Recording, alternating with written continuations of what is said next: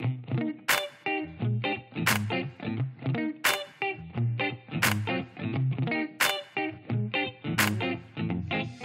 sommes engagés publics. Bienvenue aux Engagés publics, je suis Denis Martel. Aujourd'hui, je suis avec Benoît Tardy et Clément Laberge. Salut les gars. Salut, ça va bien? Oui, ça va bien, les 3 membres des Engagés publics basés à Québec. Alors, cette semaine, aux Engagés, le Canada est une poupée qui dit toujours non. Et alerte aux communistes, Alexandria Clavier-Casio-Cortez dévoile son plan vert.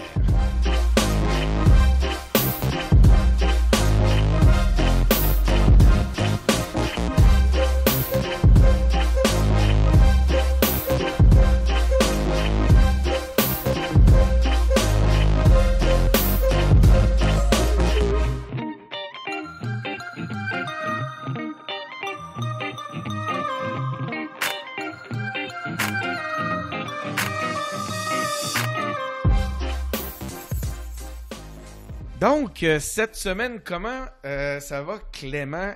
Qu'est-ce qui a marqué ta semaine ou que tu aurais envie de souligner?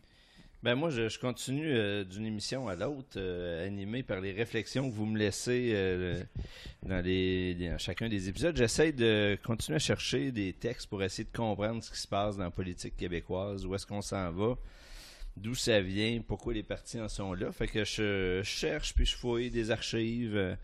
Cette semaine, il y a un texte... trouvé des pépites intéressantes? Oui, cette semaine, j'ai trouvé un texte qui m'a fait réfléchir pas mal.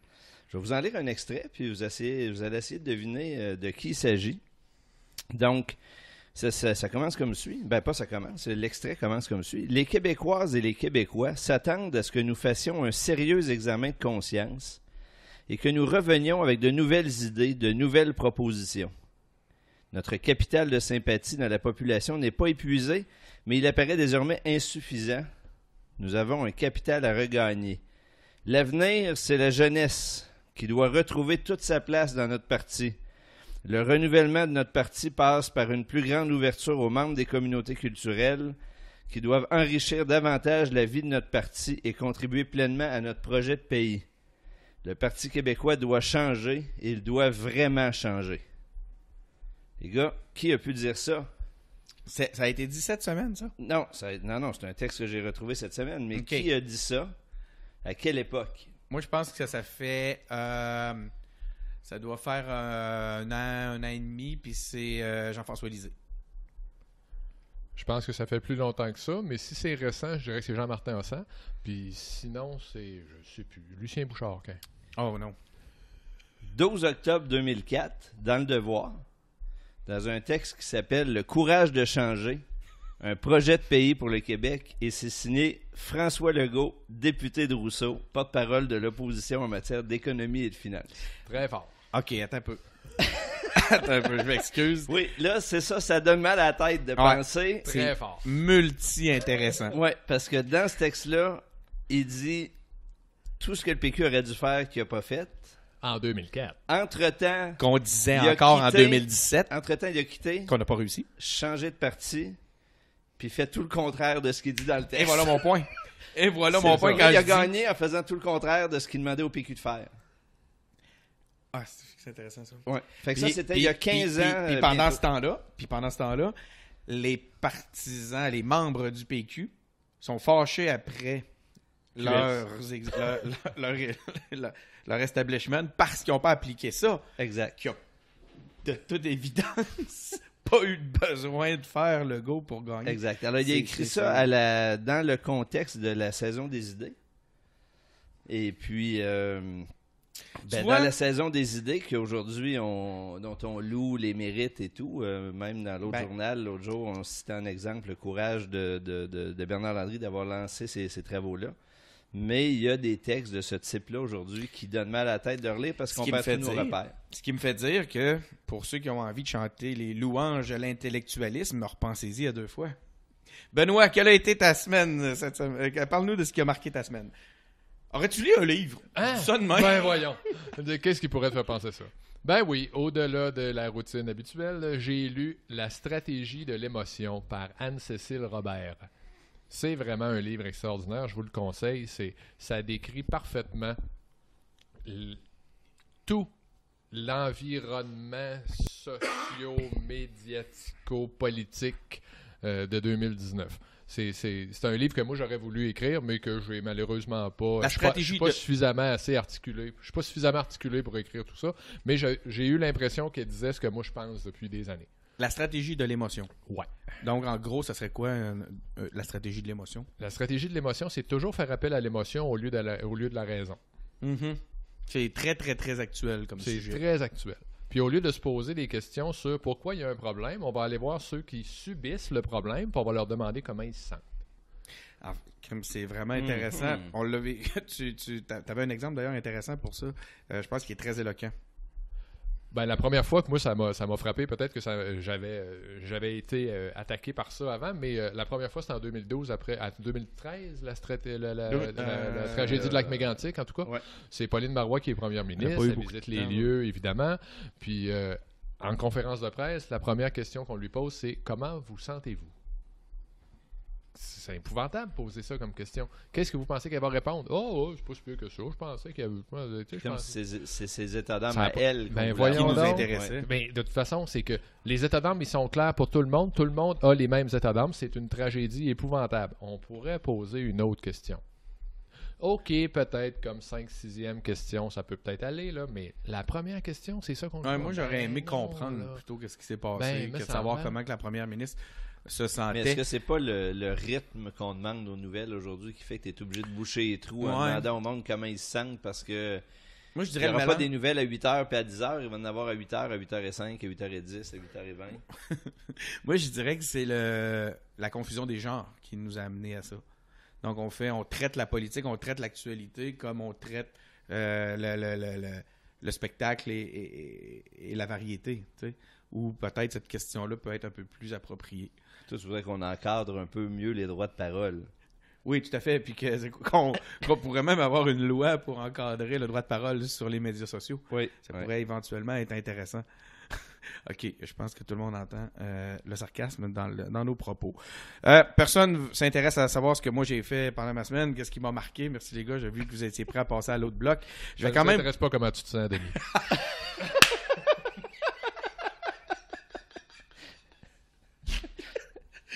Je me sens tellement pas respecté. Le point est que cette semaine, j'ai eu la chance... shameless promotion encore une fois. J'ai encore une belle occasion de me mettre en valeur inutilement. Non, inutilement, en tout cas. J'ai eu l'occasion de répondre aux questions d'une journaliste de Infopresse qui m'a demandé mon avis sur les publicités du Super Bowl.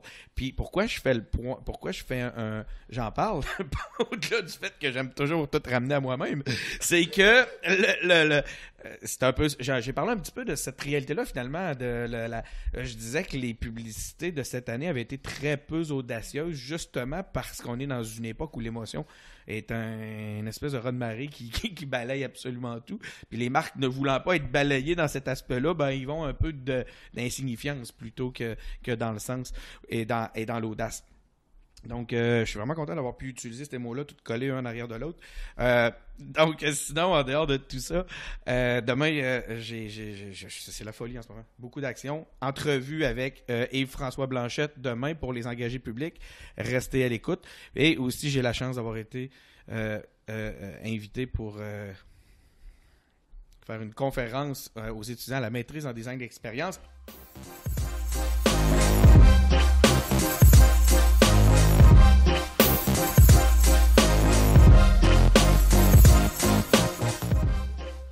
OK, loi sur l'immigration.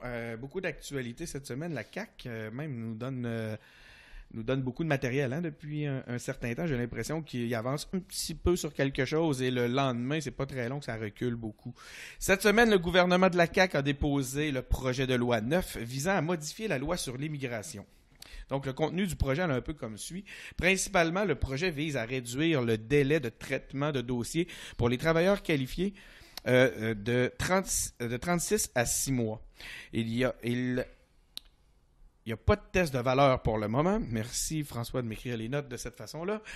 Mais Québec jette les bases légales pour un ajout éventuel. Le hic, c'est que le ministre Jolin Barrette a annoncé qu'il renonçait à traiter les demandes de 18 000 personnes en attente, certains dossiers remontant jusqu'en 2005. Ce qui amène certains défis. C'est une compétence partagée. Québec doit obtenir le feu vert d'Ottawa avant de prétendre avoir les moyens de ses ambitions et imposer ses règles. Ça, c'est quelque chose, je pense, qui va revenir plus souvent qu'autrement dans le contexte où la CAQ veut mettre de l'avant certains aspects nationalistes de ses politiques. Évidemment, tout ça a provoqué des réactions. D'abord, il y a des candidats à l'immigration qui pourraient poursuivre Québec, qu'on nous dit. Ensuite de ça, l'opposition a dénoncé un projet de loi inhumain. Rien de moins. Rien de moins. On entendait déjà d'ailleurs les wagons de déportés rouler. Et finalement, Ottawa ne veut pas céder de pouvoir. C'est non. Déjà, d'ailleurs, Justin se fait tout un plaisir à s'opposer à peu près tout ce qui se passe actuellement, mais c'est comme une espèce de passif-agressif. Hein? C'est des petits noms que... Puis on le sait que ça n'arrivera pas maintenant. J'ai hâte de voir qu'est-ce qui va en être des ripostes au point de vue à la CAQ. Clément, es-tu surpris, toi, qu'Ottawa dise non? Ben non, évidemment pas surpris. C'est l'inverse qui aurait pu être surprenant. Moi, je suis pas ni dans ce dossier-là, ni dans les autres. Il faut s'étonner de ça. Je pense qu'on est dans les réchauffements de la campagne électorale fédérale. Et puis, il y a un positionnement qui est là de ne pas donner l'image de celui qui cède. Alors, il n'y a pas de surprise. On est un peu un jeu où on connaît déjà le prochain coup de la CAQ. On connaît déjà le coup suivant du Parti libéral. Et ça va être comme ça. Autant s'habituer. Mais tu penses pas que ça va donner une chance justement à Andrew Scheer de peut-être lui dire qu'il ferait ce que Legault demande pour essayer de ramasser des votes? Il va y rester à être crédible. C'était pas ma question. Donc, évidemment, moi je pense que oui, c'est son jeu. Sauf ça serait pas le jeu de Legault un peu aussi? Ben là, est-ce que Legault a fait partie de la stratégie du Parti conservateur pour les aider à avoir une meilleure presse ou à avoir une meilleure position au Québec en lui accordant... Non, mais moi, je pense que le jeu de la CAQ, là, c'est de foutre le bordel dans la campagne électorale fédérale de tout le monde, puis de réussir à aller tirer le meilleur des interventions des uns puis des autres en cours de route. Moi, je pense que là, ils font monter la pression. Je pense pas que la CAQ a de préféré dans les gens à ce moment-ci. Puis s'il faut qu'il utilise le bloc, il va l'utiliser. S'il peut utiliser Justin, il va le faire. Lui, le but, c'est de ramasser le plus de choses possible. Mais c'est pas foncièrement anti-canadien d'avoir une liste de demandes comme ça? Rancunier, tu disais. Sinon, toi, Benoît, qu'est-ce que tu aimerais nous dire à propos de ce volet de l'actualité de la semaine? Ben, moi, je pense que quand les libéraux disent que c'est inhumain, ça n'a aucun... Tu sais, je trouve ça vraiment terrible. Les libéraux, ils n'ont aucune vergogne, là. C'est eux qui sont au pouvoir depuis plus longtemps. Les retards, c'est les leurs. C'est leur retard. Non. Après ça, ils nous parlent inhumain, là. Inhumain. Ça va être quoi, là, quand ça va être vraiment inhumain? On va être obligé d'utiliser quel adjectif pour décrire des situations qui sont vraiment inhumaines? Je suis pas en train de dire que c'est cool, là, qu'il y ait 18 000 personnes. C'est comme s'ils voulaient jouer sur l'émotion. Je sais pas. Garde donc. On n'est pas là-dessus. Non. Effectivement. Puis après ça, il y en a un autre qui m'énerve profondément. C'est qu'encore une fois, la suave Dominique Anglade qui l'a utilisé. Et c'est toujours le fameux « cette histoire va ternir la réputation du Québec à l'international ». Elle me fait grincer des dents celle-là depuis toujours parce que les gens qui l'utilisent sont toujours ceux qui, 2 secondes après, vont envoyer des lettres au New York Times, puis au Washington Post, puis partout dans le monde pour ternir l'image du Québec. Donc, on va ternir l'image du Québec pour prouver que l'image du Québec est ternie. Ça me fait capoter. Et tu sais, moi, l'autre chose, c'est que ces enjeux-là liés à l'immigration, c'est pas des enjeux qui sont spécifiques au Québec aujourd'hui. C'est des enjeux qui sont présents partout dans le monde. Parce que les flux migratoires n'ont jamais été aussi grands pour plein de raisons. Les guerres, les changements climatiques, la volonté et la facilité de se déplacer. Il y a plein de raisons qui font qu'il y en a de plus en plus puis que ça met une pression sur chaque pays de se demander dans quelles conditions il est prêt à accueillir des gens. Puis dans ça, il y a des réflexions, il y a des débats, il y a des discussions. Puis c'est pas plus malsain de les faire ici que c'est malsain de les faire ailleurs. Puis quand on porte attention à comment ça se passe ailleurs, on n'a pas de leçons à recevoir puis à donner. Il faut qu'on fasse les réflexions sereinement entre nous autres, en prenant le temps qu'il faut, puis sans dramatiser surtout. Mais est-ce qu'on sera capable? Sans aller dans l'émotion. Et voilà. Exact. C'est exactement ce que j'allais dire pour vrai. Puis j'ai l'impression que ça va être une thématique de l'épisode sans Ça va me faire plaisir. Oui, parce que on sera-tu en mesure de l'avoir, ce débat-là, d'une façon sereine un jour? En élection, c'était impossible de l'avoir. Tu es le premier à le soulever. Oui, je trouvais ça vraiment intéressant de la façon que tu nous l'amenais. En ce moment, on essaye d'en parler. On est immédiatement taxé soit de racisme, soit d'être inhumain ou de tout autre minimum bouilleur d'enfants. Puis, est-ce qu'un jour, on va pouvoir, avec les faits, puis je le dis pas pour me porter à la défense de la CAQ, je le dis justement, tout parti confondu, est-ce qu'on pourrait commencer à aborder ce sujet-là factuellement? Ça fait des années qu'on le voit venir, le problème. Il y a le QS qui nous dit on n'aime pas ça la chicane, il faut pas en parler. Hein, la fameuse chicane, j'espère que le monde ne pensera pas que je dis chicane. Infoman. Oui, merci. Il y a QS qui nous dit qu'il ne faut pas en parler. C'est un débat qui, je sais pas, je me souviens plus exactement pourquoi. D'ailleurs, il ne faut pas en parler. Mais il faut toujours repousser ça. Parce que, en fait, souvent, on ne peut pas en parler parce que c'est pas les vraies affaires. Hein? Il reste une chose, c'est qu'on en est quoi, là? On est à 10, on va être à 15 ans, où est-ce qu'on voit ça venir? Puis on se retrouve encore aujourd'hui incapable qu'on se trouve avec un débat mélangé entre l'immigration, puis la laïcité, puis les signes religieux, qui est un mélange malsain en commençant. Donc là, moi, je trouvais intéressante l'idée qui, je pense, était à l'origine de la CAQ à la rentrée parlementaire, qui était de dire séparons les choses, abordons la question de l'immigration d'abord, puis après ça, on parlera du reste. Là, le timing est un peu serré, puis je pense qu'il y a des gens qui ont intérêt à ce qu'on mélange les deux sujets. Mais moi, j'invite tout le monde à prendre ça avec un peu de recul, puis à se détendre un peu, puis à laisser le temps aux gens de s'exprimer. On n'est pas une journée près sur ces dossiers-là pour bien faire les choses. T'sais. Je pense que la CAQ devrait faire attention à sa façon dont elle communique. Aucun doute. Hein, parce que ce que tu viens d'amener, on voit-tu, c'est intéressant. Ça nous semble, quand c'est bien amené, ça nous semble tout à fait pertinent. Cela dit, de la façon que c'est communiqué, de la façon qu'eux le communiquent, on ne réussit pas à saisir l'ordre, dans quel ordre ils veulent nous l'amener, c'est quoi leur plan. Ils ne réussissent pas justement à la faire, cette division-là. Cette semaine, j'entendais à FM 93, qui est un poste promoteur des idées de droite. Je pense qu'on peut le dire de même. Il serait même content qu'on dise ça, je pense. Je pense que ce serait même un minimum. Donc, j'écoutais FM 93, puis Sylvain Bouchard en avait gros contre la CAQ et leur façon de communiquer. S'était fait refuser ses 3 demandes d'entrevue de la semaine. Puis, il commençait à être... puis il disait, on va s'en souvenir de ça, avec des propos très négatifs sur Bonnardel, qui était supposé être leur ami du 3e lien. Je sais pas où est-ce que va la CAQ avec tout ça. Je sais pas, Benoît, qu'est-ce que t'en penses? Où va la CAQ avec ça? Ben moi, je voudrais revenir sur le FM 93. Là, ils sont en train de quoi? Faire des menaces à la CAQ parce que là, ils sont pas assez fins avec eux autres. Tout à fait. Ils vont s'en aller avec qui? Québec solidaire? Mais là, ça, c'est une autre affaire que je trouve absolument très drôle. Puis on est rendu, je m'excuse, Clément, dans une chronique radio, dans un podcast, mais... J'ai aussi entendu cette semaine Sylvain Bouchard venir à la défense, porter à la défense de Catherine Dorion auprès de Bernard Drainville. Ça, j'étais au volant de mon char, puis j'étais comme, OK, qu'est-ce qui se passe? Il apprend bien juste des impératifs commerciaux pour qu'on en vienne à une réalité comme celle-là. Faut aller chercher Scott là.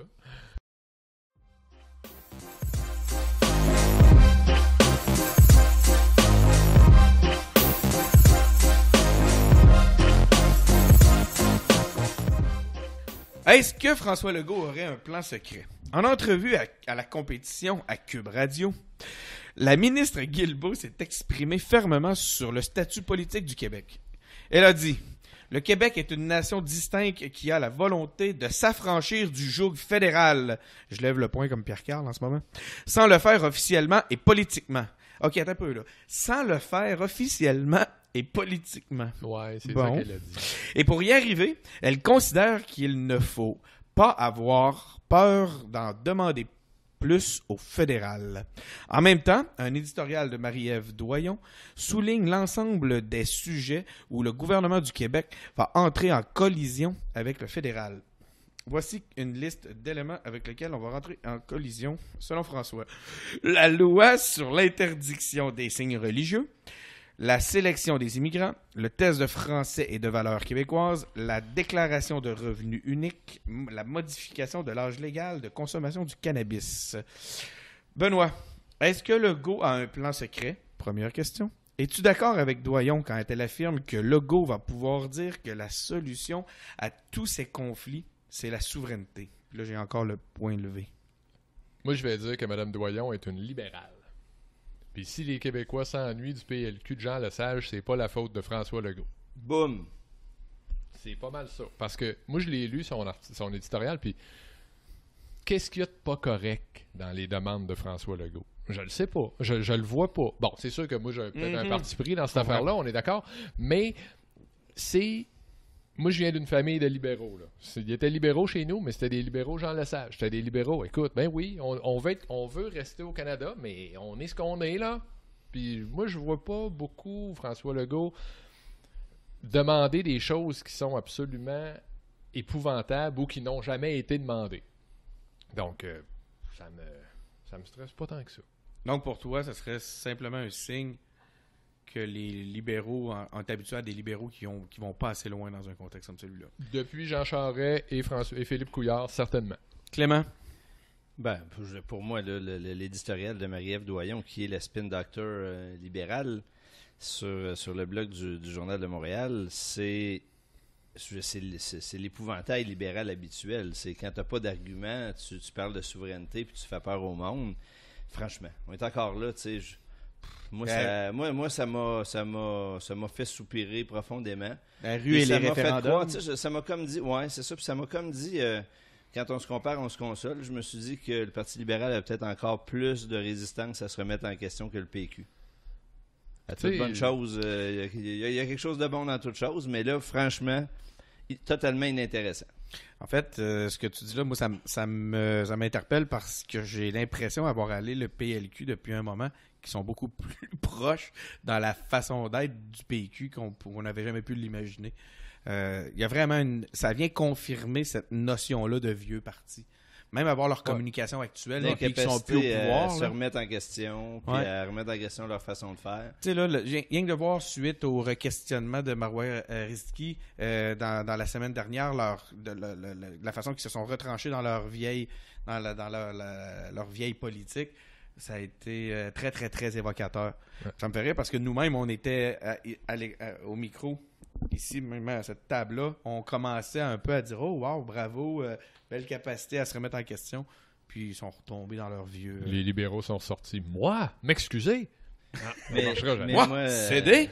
Mais moi, j'ai l'impression même qu'il y a des libéraux qui ont plus le goût de jouer dans ce film-là, puis qui vont faire comme d'autres. On en parlait avec Léo Bureau-Blouin il y a quelques temps, que s'il n'y a pas de remise en question PQ, il y a des gens qui vont aller voir ailleurs parce qu'ils vont dire « Moi, j'ai déjà joué dans ce film-là. » Qui serait le premier? Je pense que c'est vrai chez les libéraux aussi.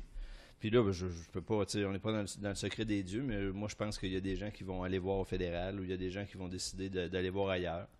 Donc, tu vois venir certains abandons ou certains départs au Parti libéral. Est-ce que tu penses à des noms précisément? Cette semaine, quand on a vu Sébastien Proulx qui dit je réfléchis, je suis pas sûr que je vais finir mon mandat. Le poste de chef ne m'intéresse plus.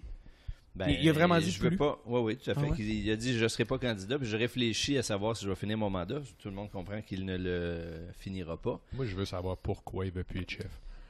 Ben, tu sais, il y a un contexte difficile. Il est tout seul en dehors de Montréal, comme leader. Il est bien placé pour voir qui se positionne comment dans les débats. Moi, je pense qu'il est aux premières loges pour voir ce qu'on vient de décrire. Un parti qui ne veut pas se remettre en question, qui n'a pas le goût, qui retombe dans ses vieux réflexes. Ouais, puis il faut se rappeler que Sébastien Proulx, c'est pas le plus vieux libéral de la gang. Là. C'est ce il que était à l'ADQ avant. Fait que lui, là, quand il entend les affaires qu'on entend qui nous font soupirer cette semaine, lui aussi doit se dire « on est encore là-dedans, je vais peut-être aller voir ailleurs. » Fait que je dis pas que c'est ça dans son cas, Mais moi, ça me fait réfléchir que les soupirs que nous autres on pose sont probablement partagés aussi par des libéraux. Donc, tu prévois qu'il va y avoir une partielle dans Jean Talon bientôt. Ben, bientôt. Dans la prochaine année, mettons, ou dans les 2 prochaines années. Moi, je pense que ça va être la première partielle de ce nouveau Parlement. Est-ce que tu penses à un candidat pour Jean Talon? Je pense qu'on n'est pas rendu là. Moi, je pense que ce qu'il faut, c'est que le PQ, entre autres, mais le Parti libéral aussi, se pose la question de comment utiliser cette partielle-là. Moi, on a déjà parlé, les gars, moi, je suis convaincu que le renouveau de la pensée au PQ, que le PQ va recommencer à se connecter sur le monde quand ils vont réussir à reconnecter avec le monde de Québec. C'est là que ça a commencé à décrocher. Ben, c'est par là que ça va recommencer à raccrocher. Fait que moi, j'espérais qu'on se dise, on le voit venir en plus dans un an et demi, qu'il va en avoir une, comment on fait pour préparer un terrain intellectuel, des stratégies, une machine pour réussir à gagner quelque chose là. Moi, si le PQ se dit pas, on peut gagner Jean Talon, ben ça veut dire qu'on n'est pas rendu à reconnecter avec le reste du Québec non plus. Fait que toi, tu penses que, mettons, par exemple... Faut voir Jean Talon avec ambition. Mettons un PQ qui se dit « Faisons-nous confiance », avec Véronique Yvon à sa tête, pourrait peut-être amener un candidat comme Clément Laberge dans Jean Talon, par exemple. On jase, là. On jase. On jase, je pense pas qu'on est rendu là, non. Attends un peu, je vais Véronique faire une photo. Yvon a été déjà candidate dans Jean Talon. Pour vrai? Ben oui, c'est pour ça que j'ai mis ce gilet-là. Ah! Ben oui, j'ai mon gilet. Là, mesdames et messieurs les auditeurs, je suis en train de faire une photo que je vais mettre sur mon Facebook. Vous irez voir, c'est que Clément, ce soir, porte pour l'occasion son gilet de la course à la chefferie #Yvon. Faisons-nous confiance. Je sais pas vous autres, les gars, mais je sais que la formule a été utilisée en blague plus souvent qu'autrement, mais moi, un Québec fort dans un Canada uni, là, je prends ça n'importe quel temps avant une province comme les autres. Oui, clairement. On est d'accord. Puis je veux dire, avec l'intolérance dont on est témoin du reste du Canada actuellement, la stratégie du Québec fort devrait faire qu'on va se faire mettre dehors dans pas trop long. OK. Tantôt je disais, terminons ce bloc sur un malaise et sautons sur un nouveau malaise. Parlons de laïcité chez Québec solidaire. Samedi dernier, Québec solidaire était réuni à Trois-Rivières pour revoir sa position sur la laïcité. Les militants doivent adopter une nouvelle position au congrès de mars prochain. Notons la présence de plusieurs intervenants de la société civile, Ligue des droits, la CSQ, dont le philosophe Charles Taylor de la commission, la fameuse commission Bouchard-Taylor. Allant à l'encontre des recommandations de sa commission, M. Taylor est venu suggérer d'adopter une position ouverte où tous les employés de l'État peuvent s'exprimer librement sur leur religion. Qu'est-ce qui s'est passé avec M. Taylor depuis? Je ne sais pas, j'ai pas vu moi comment il expliquait l'évolution ou en tout cas le changement de cap de sa réflexion. Est-ce que c'est une longue évolution dont on a vu les traces au fil des ans dans les journaux. Il s'en est expliqué, mais là, il est allé expliquer cette position-là, cette transformation-là aux membres de QS. Clément, quelle position crois-tu que Québec solidaire va adopter à la sortie de ce congrès? Je ne sais pas quelle position ils vont prendre. Puis c'est à eux autres de la prendre. On pourra en débattre après. Moi, j'ai pas le goût de spéculer là-dessus. Là. Je pense que ça serait embarqué dans le jeu de ceux qui veulent faire déraper ce débat-là. Moi, je trouve qu'on est trop... les critiques sont inutilement sévères avec QS. Moi, je trouve que leur démarche est bonne. Ils prennent le temps, ils s'assoient, ils invitent du monde, ils réfléchissent pas en vase clos. Moi, j'aimerais ça. Que le PQ fasse ce genre de démarche-là à l'occasion sur des sujets, puis ça permet d'inviter des gens, puis peut-être des gens même plus variés que ce qu'on entend là. Ouais. On a déjà parlé, nous autres, qu'on souhaitait qu'il y ait dans des congrès régionaux, on ait des gens plus de gauche puis de droite. Éric Duhem, entre moi, j'ai pas le goût de taper sur QS. Cette année. On pourrait être d'accord ou pas avec leur position à la fin. Je trouve qu'ils font un exercice serein. Ils ont évité les grandes déclarations à l'emporte-pièce en fin de semaine. Ils ne l'éviteront peut-être pas tout le temps, mais pour l'instant, moi, je dis bravo, puis j'espère que dans les autres partis, il y a des gens qui vont prendre l'initiative, qui vont faire preuve de leadership pour que ce genre de démarche-là se reproduise. Benoît, ta lecture des événements? Moi, j'aimerais qu'on recule d'un pas. Je suis assez d'accord avec ce que Clément a dit, mais moi, ce qui me finit par m'agacer beaucoup dans cette affaire-là, c'est que on parle jamais de laïcité, on parle tout le temps de hijab puis de crucifix, alors qu'on parle jamais de laïcité. Pourquoi on parle de hijab puis de crucifix? Émotion. L'émotion. Donc, Mais tu sais, moi je pense qu'il faut reconnaître, là, à QS, de faire un travail de fond pour être capable de participer au débat de façon rationnelle par la suite. c'est comme ça que je l'ai vu. Ouais, puis moi, je trouve que ça fait œuvre démocratique beaucoup plus que de déposer chaque jour une motion à l'Assemblée nationale juste pour essayer de piéger l'autre parti. Ça, c'est un jeu, c'est des enfantillages. C'est ça, je vais m'arrêter là. Mais y a-t-il un parti qui fait ça? Ben, aujourd'hui, il y a au moins 2 partis qui font ça, les libéraux, puis le PQ se paye la traite aussi. Oh, donc... Je vais plaider le 5e amendement pour ça. Toi, tu peux pas parler. D'ailleurs, mesdames et messieurs, on a à notre micro ce soir le nouveau président régional dans la capitale nationale pour le Parti québécois, Benoît Tardy. Donc, ce qui fait que Benoît se retrouve des fois un petit peu dans une situation délicate quand vient le temps de nous livrer le fond de sa pensée. Délicate, oui et non, mais il y a des choses que je vais garder pour moi, là, c'est ça. Mon opinion personnelle, quand ça touche le trop près le PQ, je vais la garder pour moi. Mais tu te sens comment là-dedans? Je me sens plutôt bien.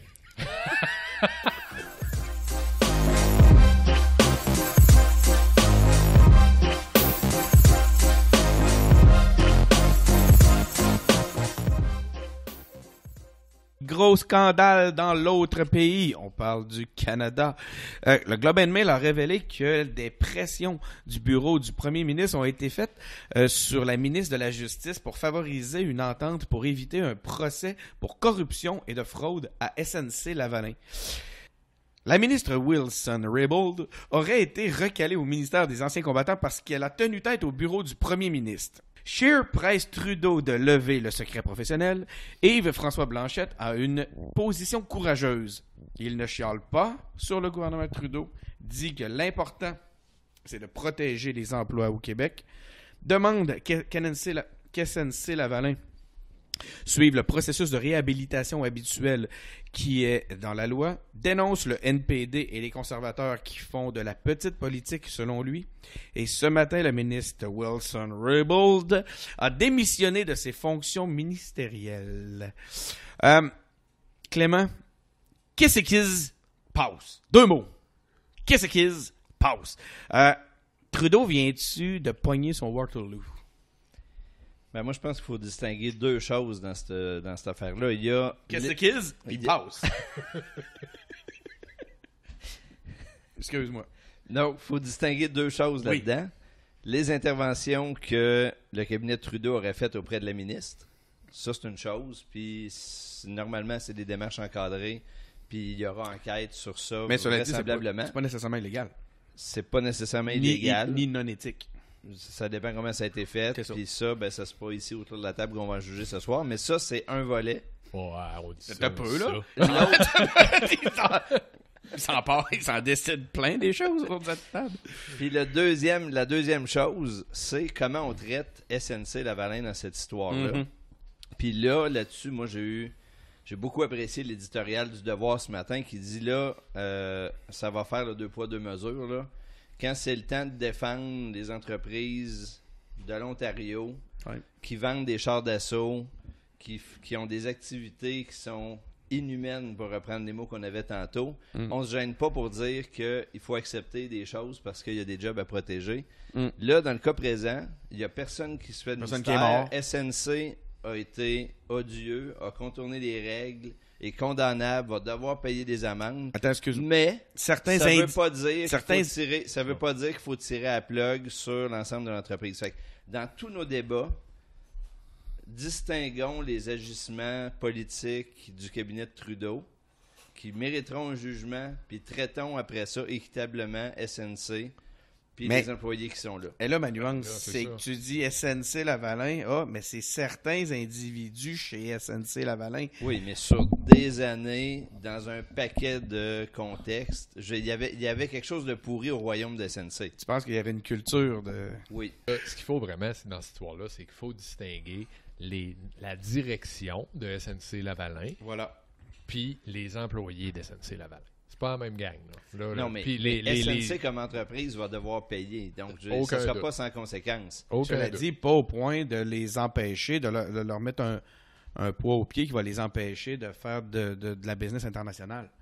Parce que, justement, ils vont être au banc, ils vont être rendus... Mais là, l'enjeu, c'est que s'ils sont condamnés en cours, ils n'ont plus le droit de répondre à des appels d'offres publics. Fait que pour une boîte de génie civil, c'est comme si tu fermes la boîte. La réalité, c'est ça. Ouais. Fait que là, l'enjeu, puis on comprend que c'est dans ce sens-là que Trudeau est intervenu, ou serait intervenu, ou son cabinet, c'est de dire qu'il faut qu'on trouve une alternative à. Là, tu le fait en respectant les règles du jeu, ben là, on verra. C'est au tribunal de décider ça. C'est ça. Certains disent que toutes les accusations qui pointent puis qui essaient de mal faire paraître le bureau du premier ministre dans ce contexte-là sont aussi mal intentionnées au point de vue justement d'une politique fédérale dans laquelle on veut justement nuire au Québec. Donc on dit que les détracteurs ou en tout cas les gens qui insistent fortement dans ce dossier-là seraient justement des gens de l'Ouest qui cherchent justement à affaiblir le Québec.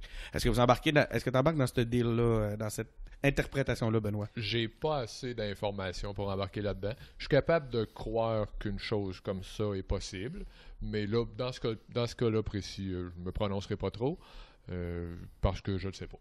Mais je suis capable d'envisager que ça soit possible. Bon, moi, théorie du complot, moi je pense que c'est un 2 poids 2 mesures inconscient parce que c'est comme ça que ça marche depuis 100 ans, puis que quand c'est le temps de défendre les grandes boîtes d'ingénierie de Toronto, ça se mobilise plus facilement quand c'est le temps de défendre les boîtes de génie de Montréal. Je peux y aller avec ça aussi. Ouais. D'ailleurs, comme je le disais, je sais pas si j'en ai parlé au début, là, comme j'en parlais au début, demain je serai en entrevue avec Yves-François Blanchet. Je pourrais peut-être mettre le point à l'ordre de l'entrevue, à l'ordre du jour de l'entrevue. Il pourra à ce moment-là clarifier sa position là-dessus, puis nous expliquer peut-être même comment ça s'est passé d'Ottawa, ce dossier-là. Chose est sûre, c'est qu'en se défendant hier, Justin Trudeau disait « Le fait que la ministre soit encore dans mon cabinet est une preuve de bien des choses. » Donc, en fait, lui, sa position, c'était qu'il n'avait rien fait de mal. Là, elle a démissionné aujourd'hui, donc il faut démontrer quelque chose, ça aussi. Une certaine forme de désaveu. Mais en tout cas, moi, dans ce dossier-là, comme dans d'autres, je pense que ça sert à rien là, de monter des rideaux puis de faire des grands scandales. Il y a des bases pour gérer ce genre de situation-là. Puis après ça, il faut réaliser que c'est pas tous la justice qui commande les commentaires du Parti conservateur puis du NPD aujourd'hui.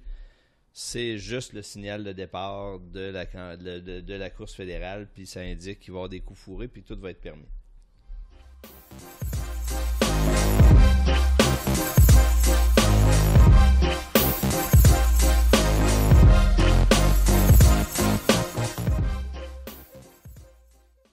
Le segment où Denis pratique son anglais. Cette semaine, dans le bloc États-Unis, mon bloc préféré, les démocrates et les républicains se sont entendus sur le financement du gouvernement afin d'éviter une nouvelle fermeture quasi complète de l'État.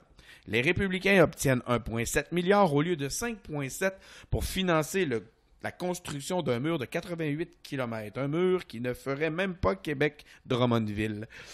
Au même moment, le gouverneur de la Californie retire des troupes de la National Guard de la frontière du Mexique. Deuxième point, nouvelle enquête sur le président. On vit le jour de la marmotte. La Chambre a lancé une nouvelle enquête sur les liens financiers de Trump avec la Russie et avec l'Arabie Saoudite. En plus des enquêtes, il y a l'implication de la Russie à la dernière présidentielle. 2, les paiements illégaux de Stormy Daniels. Et 3, de paiements douteux faits par l'équipe de l'inauguration. Pour finir, la nouvelle coqueluche de Clément, la représentante Alexandria Clavier-Casio-Cortez, a dévoilé un plan pour combattre les injustices et les changements climatiques. Quelques petits détails à ce propos. Les objectifs, ou plutôt l'objectif principal, est d'avoir une économie neutre en carbone d'ici 10 ans. Aucune précision sur son financement. Il n'y a pas de taxe sur le carbone dans l'énoncé. Elle promet une réduction de la consommation de pétrole, ou elle propose une réduction de la consommation de pétrole, du gaz et de charbon. Et le fédéral aurait le mandat d'orienter le développement et l'utilisation des énergies renouvelables. Ça va beaucoup plus loin. Le plan propose aussi une assurance maladie universelle, un emploi garanti et une éducation gratuite. Le plan a déjà reçu l'appui de tous les candidats démocrates majeurs à la présidence. Clément, Est-ce que les démocrates sont rendus une gang de communistes? Ouais, et c'est évidemment une caricature que François te fait dire là. Mais en gros, moi, je trouve ça extrêmement rafraîchissant de voir là les démocrates arriver avec un visage nouveau, qui s'exprime sans tout calculer, qui pitch des idées qu'on aurait jugées non recevables sur la place publique il y a quelques semaines. Moi, je trouve ça merveilleusement rafraîchissant de sortir des porte-paroles qu'on avait, ainsi de suite. Je sais qu'il y a des avis qui sont partagés sur la façon dont Alexandria Ocasio-Cortez s'exprime, puis comment elle étire le spectre politique sur la gauche, puis qu'elle revendique le titre de socialisme. J'ai même lu des textes qui disent qu'il y a des gens inquiets chez les démocrates parce qu'elle serait en train de paver la voie au retour de Trump en 2020 à force d'étirer l'élastique. Moi, je pense que c'est pas comme ça qu'il faut voir ça. Pantoute. Moi, je pense qu'en fait, elle est en train de montrer jusqu'où on peut aller puis de l'évaluer. Elle amène ça là, puis ça va être d'autant plus facile pour les démocrates après d'avoir l'air centriste en revenant un petit peu dans une zone de confort. Puis qu'on arrête d'appeler le centre socialiste. Puis moi, je pense qu'elle fait rien d'autre que ce que Trump a fait il y a 4 ans en amenant le spectre politique complètement à droite. Là, elle le ramène à gauche pour mieux pouvoir revenir au centre gauche un peu plus tard. Je trouve ça intéressant. Moi, là-dessus, je dis, arrêtons de focusser sur le mot socialiste puis sur les réactions, tout ça, aujourd'hui. La fenêtre de temps qui compte, c'est dans 1 an d'ici. Il va se passer bien des choses. Prenons donc le temps de retourner lire sur la fenêtre d'Overton sur Wikipédia pour comprendre ce qui est en train de se passer aujourd'hui. OK. Est-ce que tu peux nous en dire un peu plus sur la fenêtre d'Overton? Ben, c'est justement l'idée qu'à un moment donné, tu déplaces le spectre des choses acceptables, recevables dans le débat public, tu l'étires d'un côté pour être capable après ça de rendre légitime replacer d'autres choses. Fait qu'il faut comprendre ça, je pense, pour comprendre le rôle que cette femme-là joue aujourd'hui dans la politique américaine. Puis je pense que c'est clair aussi que cette fille-là est vue comme une extrémiste aux États-Unis, là, parce que les positions qu'elle défend, même ceux qui sont à droite au Québec, ont à peu près les mêmes. Là. Ils sont pas... tu sais, elle serait pas farfelue dans à peu près n'importe quelle autre démocratie que les États-Unis. Là, en France, puis là, on parle même pas des pays scandinaves, où elle serait juste normale. Si ça se trouve, elle serait de droite. Je le sais pas. Je connais pas assez ces pays-là, mais tu sais, là, l'idée du socialisme, là, les Américains ont du socialisme, puis là, ils te parlent de Corée du Nord, puis de Venezuela, puis c'est pas de ça qu'on parle. Pas de ça pantoute, là. Tu sais, le Canada, on est socialiste, là. Ça va, là. Selon les standards américains, on est clairement des socialistes. Mais selon le président Trump, les États-Unis ne seront jamais un État socialiste. Mais tu vois, tant pis le pour socialisme aux États-Unis, dans la stratégie de Trump, c'est l'indépendance puis le souverainisme dans la stratégie libérale. Pareil. C'est le même épouvantail. Exactement ce que je me disais. Sans faire peur sur du vocabulaire irrationnel. Pareil. Puis, ben, ça marche malheureusement souvent. Puis c'est pour ça que moi, je pense qu'ils vont tenir ça quelque temps. Puis ils vont revenir après parce qu'ils vont désamorcer des choses puis ils vont avancer. Moi, je veux revenir sur... Donc, moi, je veux revenir par... Clavier Casio, elle, ce qu'elle fait à l'intérieur de ça, c'est... finalement, elle est en train de désamorcer la stratégie républicaine. Elle est en train de faire de la place pour un discours un peu plus centriste. Qui était le discours que Léo souhaitait, etc. Il y a quelques émissions. Puis ça va se passer dans la prochaine année. C'est pas maintenant que les enjeux se passent. Mais donc, je veux revenir, Denis, sur la question du Green New Deal en tant que tel. Parce que oui, il est excessivement ambitieux, il est peut-être pas réaliste, il manque des mesures, il y a plein d'enjeux. Mais il reste qu'il y a une grande qualité dans ce Green New Deal-là qui devrait attirer notre attention. Laquelle? C'est le fait que les enjeux environnementaux ne sont pas dissociés ou dissociables des enjeux d'égalité sociale puis de confiance dans les gouvernements. C'est ça qu'on voit s'exprimer en France actuellement. C'est ça qu'on voit apparaître à plusieurs endroits. Puis là, eux autres arrivent avec un plan qui va probablement demander des ajustements, mais qui affirme haut et fort que c'est une erreur d'aborder d'une part les enjeux environnementaux, puis d'autre part les enjeux économiques et sociaux associés. Je pense que François Legault devrait être attentif à ça, puis que son ministre de l'Agriculture devrait aussi parler à ses collègues pour aborder les questions de façon plus globale. Benoît, sur le bloc États-Unis, y a-tu un volet, y a-tu un point qui t'a particulièrement interpellé? Ben, moi, j'aime beaucoup Gavin Newsom, qui est le gouverneur de Californie. Puis on voit que là, lui, il tient tête au président. Puis probablement que la Californie est un des seuls États qui peut vraiment tenir tête au président. Là. Tu sais, là, la Californie, c'est un pays, autre pays. Là. Je veux dire, tu sais, si tu viens de la côte Est, tu trouves ça... Il y a une espèce de guerre côte Est, côte Ouest, en tout cas. Toujours est-il que... Moi, j'aime bien ça, que lui, il dit, ben non, voyons, c'est une connerie, ça. C'est pour faire peur au monde. C'est un épouvantail, cette histoire d'amener la National Guard Je serais pas complice. À la frontière. Moi, je jouerais pas à ça. C'est ça. Puis, je pense qu'on peut dire que Clément est amoureux de AOC de la même façon que Denis était amoureux de Catherine Dorion après son entrevue. C'est des grandes Je veux que ça reste. non, mais j'ai pas de problème, j'assume. Je tombe en amour avec chaque personne que j'ai C'est vrai. T'avais un bromance avec Mario Asselin puis Mario Asselin, Sol, et François n'a qu'à bien se tenir. Mégane. Parmi les sujets qui ont attiré notre attention, les frais de garde les plus faibles sont au Québec, selon une étude. Parallèle entre la CAQ et le Ku Klux Klan, une caricature est bloquée à la Gazette. La CAQ ferme la porte au dépôt d'un projet de loi sur le respect des cibles climatiques du Québec. Et François Blanchet est en tournée. Une offensive pour charmer le Québec.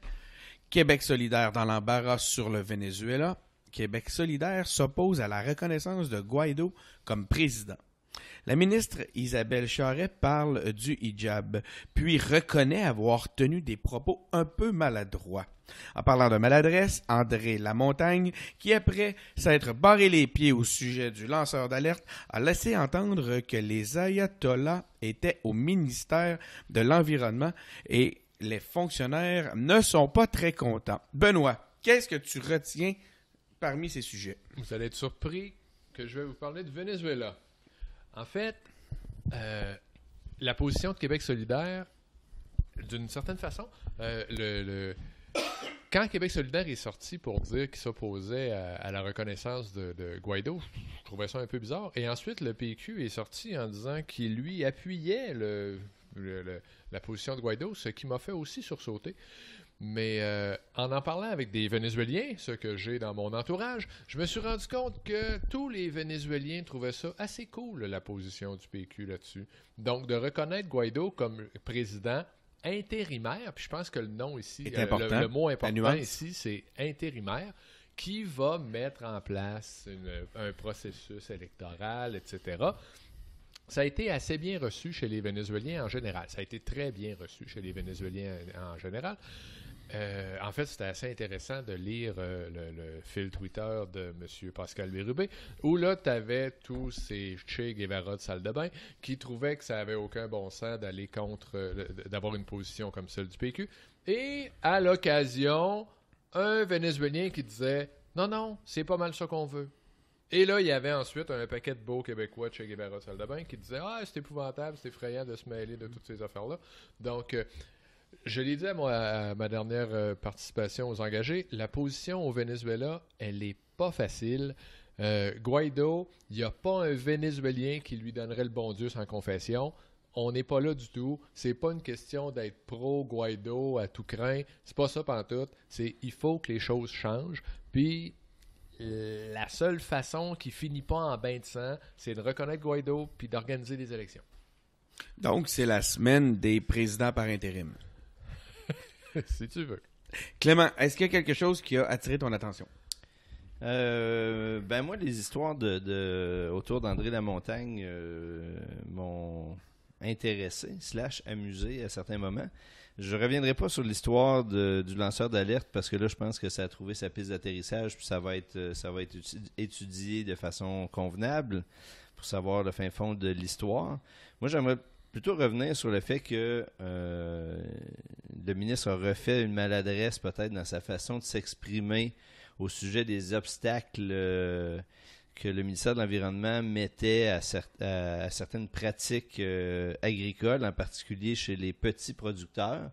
Puis, le choix des mots, le choix de la manière dont il l'a dit, venant d'un ministre qui avait déjà un genou par terre, a été l'occasion pour tout le monde de retaper sur lui joyeusement. Alors que derrière la maladresse, il y a quand même un certain nombre de choses auxquelles on devrait porter attention, notamment le fait que c'est peut-être pas équitable, c'est peut-être pas souhaitable de traiter de la même façon les tout petits producteurs puis de les traiter comme des producteurs industriels. Certes, le débat n'a pas été mis sur la table très habilement, mais je pense qu'on aurait peut-être intérêt à prendre un peu de recul puis à parler du sujet plutôt que de parler de la maladresse en tant que telle, parce que là, on va... Donc, pour toi, Clément, la montagne serait dans le club des mal cités. Ah, je ne dis pas qu'il a été mal cité. Il a certainement été imprudent, il a certainement été maladroit. Maladroit. Peut-être même que il est dans l'erreur complètement, puis que les obstacles ne sont pas au ministère de l'Environnement comme il l'a dit. Mais je pense quand même que la question qu'il abordait au Congrès de l'Union paysanne mérite d'être posée. Ouais. À ce moment-là, donc, manque d'expérience, des nouveaux ministres caquistes, encore une fois.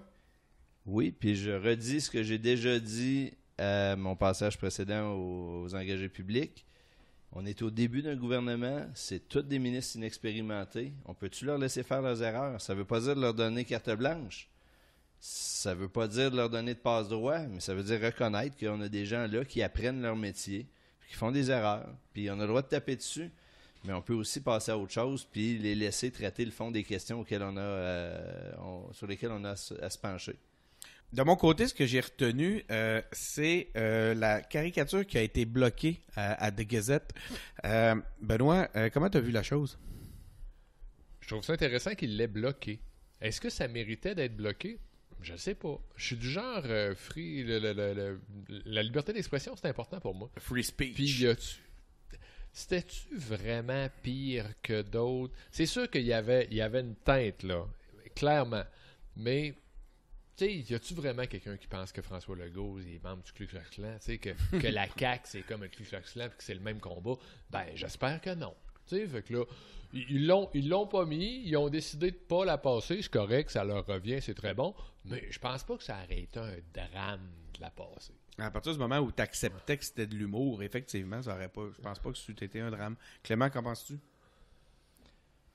Bah, moi, je trouve que ça a été bien géré, ça a été bloqué. Il l'a mis en ligne, tout le monde a pu s'exprimer. Il l'a retiré dans la ligne, puis on n'en a pas fait un plat toute la semaine. Moi, je dis bravo, on n'est pas tombé dans le psychodrame. Non, c'est vrai. On n'est pas tombé dans l'émotion. Un petit peu. Un petit peu quand même. Un petit peu quand même. OK, les gars, on est rendu maintenant au bloc suggestion de la semaine. Qu'est-ce que tu nous recommandes, tu nous proposes de faire cette semaine, Clément? Bien évidemment, cette semaine, c'est la Saint-Valentin. Donc, beau moment pour souligner l'amour, évidemment, mais pour souligner aussi l'amitié. Je pense que c'est une belle occasion.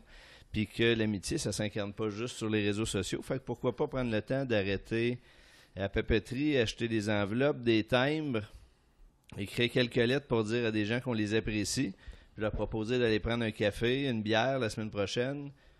Pourquoi pas? Puis moi, j'aimerais, au passage, souligner le travail puis dire qu'on apprécie le travail des gens qui continuent de s'impliquer dans les partis politiques. On se permet d'être très sévère, de parler très librement, mais s'il n'y a pas du monde pour tenir le fort dans les conditions les plus difficiles, ça s'écroule. Donc, merci aux gens qui continuent puis qui subissent aussi les commentaires des gérants d'estrade. C'est fait avec bonne volonté. On apprécie. Vous avez besoin d'être là. Fait que ce que tu dis au fond, Clément, c'est abat les démissionnaires. Sinon, c'est je t'aime, Benoît. Moi, j'ai retenu un peu des deux. Là. Abat les démissionnaires, je t'aime, Benoît. Merci de nous endurer. Les belles-mères de podcast. Puis, Benoît, de ton côté, c'est quoi ton souhait pour ça? Pas ton souhait. On est dans le souhait. As-tu une émotion? Comment tu te sens pour la semaine? Non, sans blague, Benoît, en dehors du fait que tu as fait une lecture absolument fabuleuse. Qu'est-ce que tu nous suggères cette Ben, semaine? c'est un peu en lien avec ça. Là, il va y avoir, on enregistre mardi soir. Il y a apparemment une tempête qui s'abat sur le Québec. Puis là, c'est effrayant. Faut pas sortir dehors. Posez-vous la question à savoir si on n'a pas un peu trop fait appel à votre émotion par rapport à toute cette histoire que c'est l'hiver au Québec. Et surtout, faites attention aux facteurs éoliens. Non, c'est ça. Le ressenti. Moi, j'ai pas de suggestion à vous faire cette semaine. Je souhaite bonne chance aux monteurs de cet épisode-là.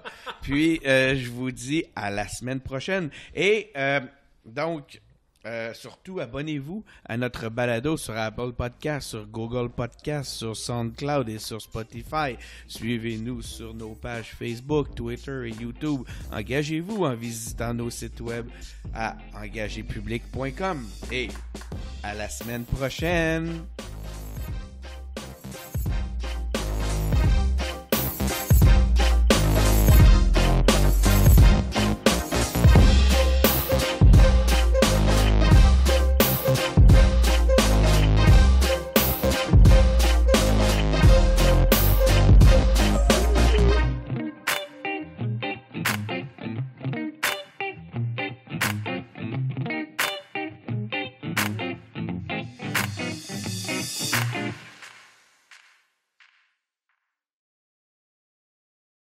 J'avais pas le goût de dire ça, surtout si c'est pas vrai. Déjà que j'ai pas le goût de dire ça de tout court. Cela dit, moi je serais fier. Il y a des jokes de Felkis. Moi, je comprends pas. Moi, je l'ai dit. C'est impossible que François Laroche soit un Felkis. Il y a pas l'autre. Mais c'est un ninja.